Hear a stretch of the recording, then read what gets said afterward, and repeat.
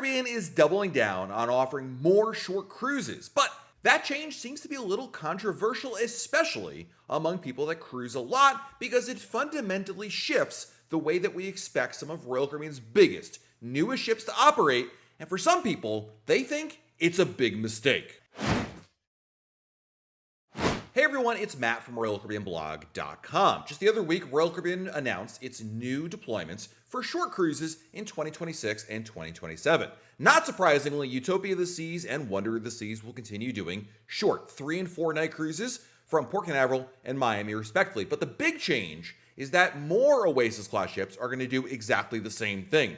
Oasis of the Seas will offer 3 and 4 night cruises out of Port Everglades to the Bahamas, including, of course, stops at Royal Caribbean's private destination at Perfect Day at Coco Cay. And then you've got Harmony of the Seas over in Port Canaveral, and Harmony of the Seas will offer, again, short cruises, 4 and 5 night sailings. Now, Harmony sailings are not quite 3 and 4s. They add an extra day here for 4 and 5s, but it's still less than a week. That leaves just Symphony of the Seas to do 7 night sailings. She'll be operating out of Galveston, and we're still not sure where Allure is, to be fair. However, this change has become super controversial among loyal cruisers because it really flies in the face of fundamentally what these ships have offered. I think the best quote is definitely from Facebook user Soren Hemmingson, who wrote, quote, "It's so sad that Royal Caribbean is ruining most of the Oasis class ships with the short cruises," end quote. And when I did my recent YouTube Live on Monday, which we're live every Monday at 7:30 p.m. Eastern Time, by the way, and you can join us for it, there was a lot of folks who brought up this exact topic of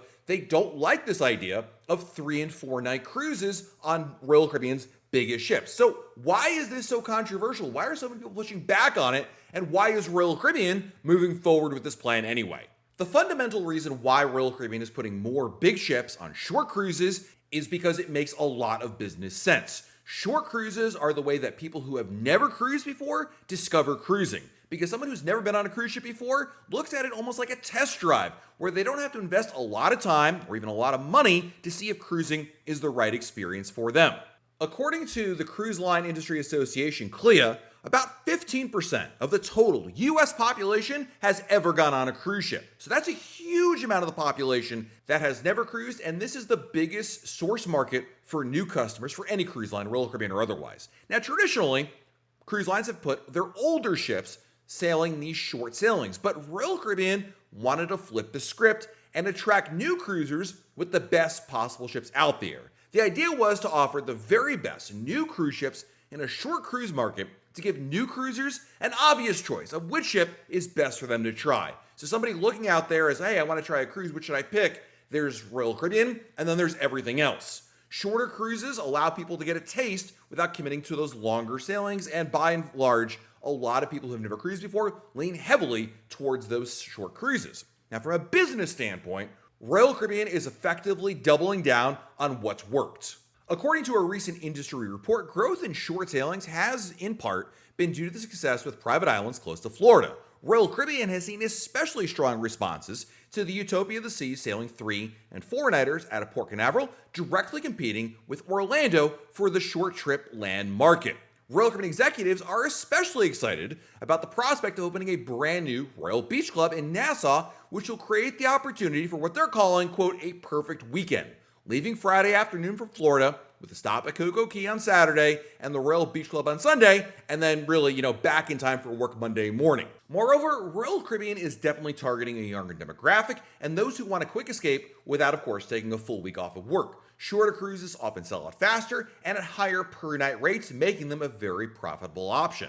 While this plan makes a lot of sense from a business and sense standpoint, a lot of people who cruise a lot are upset because there's a lack of variety and a high cost for the same trip. Some longtime cruisers feel that you really need a week to be able to fully enjoy these mega ships' amenities, entertainment, and dining experiences. With more ships being allocated to short sailings, a lot of seasoned cruisers oftentimes just feel left out. That's really the sentiment that I'm getting from a lot of folks who feel like it's just not worth it to drive or fly many hours to Florida to go on a 3 or 4 night cruise. Now, the obvious choice here is say, okay, well, if you want to do a 7-night cruise, book a back-to-back sailing, in which you book 2 sailings in a row.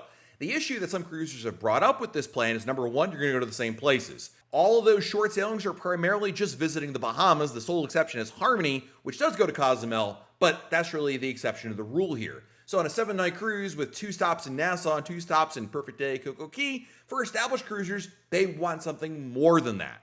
And then, of course, there's cost. So if you say, okay, I'm not going to do these short cruises on Oasis class, I want a 7-night cruise out of Florida, well, you're probably going to look at the Icon class cruise ships. And Icon of the Seas, Star of the Seas, Legend of the Seas, these are Royal Caribbean's latest, newest, biggest, baddest ships out there, but they're also the highest priced fares oftentimes because they're going to have a premium price in order to go on these new ships.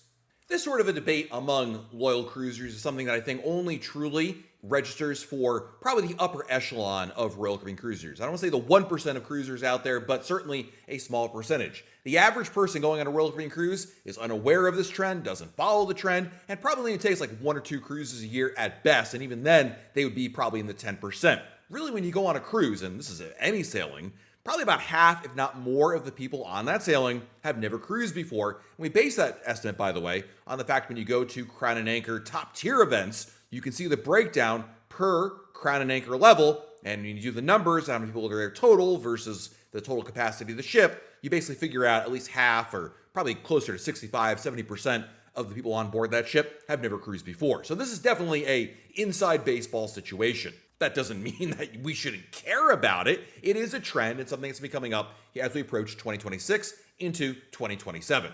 Personally, I look at it a couple of different ways. Obviously, there's the business side of it. And Royal Caribbean, as much as we love it, is a business. And they're not here to be a charity. They're not necessarily here to be our best friends per se. We'll talk about more of that in a little bit. But they've got to look at number one, which is making a profit. And I can understand where they're coming from. On the other hand, of course, Royal Caribbean, with every product, every sailing, every itinerary they've ever had, there has been absolutely a cycle to all of this. Things move in cycles, trends. I mean, how many times do you remember when Voyager of the Seas was over in Australia for a couple of years, and now she's over here in the United States? And of course, I remember when the Voyager class ships like Mariner and Navigator were the primary ships doing 3 and 4 itineraries out of Florida, and then that moved over to the Freedom class ships, and now, of course, we're moving to the Oasis class. My point is that there is a cycle to everything. No ship ever stays in the same market doing the same cruises forever. That's probably not going to help you in 2027, but the thing to think about is eventually all this will change again and the pendulum will swing back in a different direction. As to how I would look at a cruise in 2026, if you're not looking to maybe go on a short cruise on an Oasis class because you're somebody who absolutely agrees with some of the points we brought up earlier about this not being for them, I would argue that Royal Caribbean has and is going to have about 30 ships in its fleet pretty soon. And the Oasis and Icon class are not the end-all be-all of Royal Caribbean's fleet. I think, in fact, people who cruise a lot should be the first ones to bring up that there's a lot of great ships out there offering different itineraries. And it's not all about size or amenities. I get told that a lot here on this channel. People will say, Matt, you love the big ships only. Listen, I do like big ships, and there is truth to that. The fact that you can find great values, great itineraries on other ships out there, whether it's a Voyager class ship or a Radiance class. If this ever fabled Discovery class ever comes out and gets announced, there's going to be that as well. So there are choices available. It's not like we're only dealing with 7 ships in the fleet, the Oasis and the Icon class. Of course, those ships are not necessarily on the same level of the Oasis or the Icon class. I get that, especially if you're looking for certain amenities like the Royal Suite class, access to Coastal Kitchen, some of the more expanded and newer restaurant concepts. You're absolutely right. It's not quite the same thing. But that's also part of the value, I think, of what Royal Caribbean offers. You're not going to pay as much on those older ships, and it's still a fun cruise to go on nonetheless. Ultimately, I'm not here to tell you what you should or shouldn't feel like about it, but it's something definitely registered on our radar, especially in the last week or so since the announcement was made. A lot of folks bringing up this topic, and I think it's a really important thing to talk about on this channel so you understand what's coming down the line and what to expect as we look to new cruises out there.